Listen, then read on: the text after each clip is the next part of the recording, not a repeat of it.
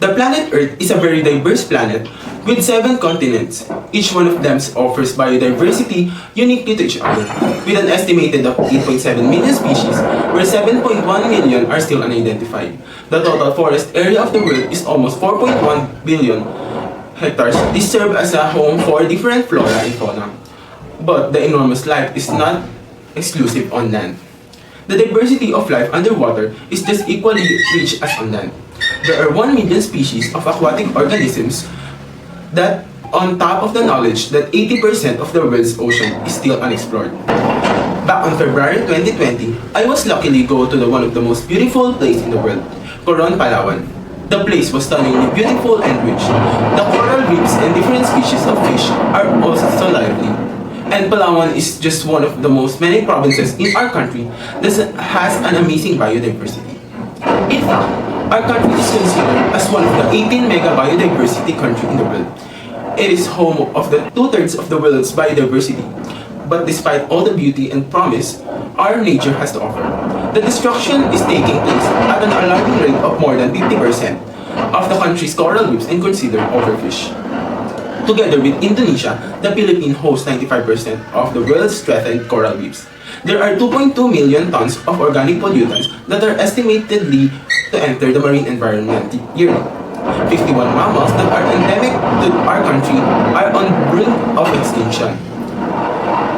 For the Philippines have the most threatened flora and fauna on the planet. The world's biodiversity is continuously being advanced. In June 2019, almost 1 million species of plants and animals were at risk of extinction, while 571 are already lost due to human activities. The rate of extinction is 10,000 faster than the natural rate. Of all the mammals on Earth, 97% of humans and livestock, while 3% are in the wild. 70% of birds and chickens and other poultry, while 30% in the wild.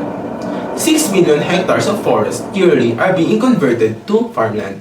Humans are 0.01% of all life but had managed to have killed 83% of wild animals and 60% of birds, reptiles, and insects. It is just agonizing to know that an insignificant species have caused all this tremendous damage. These statistics sum up the height of problems we are facing. The world is not diverse enough for other species, and we humans are turning our blind eye on it. Since then, the imbalance in nature becomes so obvious. According to scientists, drastic loss on biodiversity could raise the risk of potentially pandemic-causing diseases. This is very timely because we are in the middle of one. The effects of these great losses in our biodiversity is extensive. Some animals contain pathogens that could be basis to cure different diseases. Some plants are known to have medical benefits, and since a large number of species are all gone extinct, without having the chance to study their medical benefits, medicine have received a hard blow because of this. This is not the only negative impact in biodiversity loss. The food chain and ecosystem is continuously weakening because of it.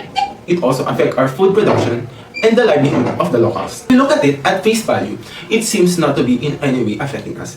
That's because we live highly urbanized place. But soon, it will surely hit us. But we can slowly lessen the impact of it by urging every world leaders to set restrictions and policies to protect our environment. Humans should consume less and waste less.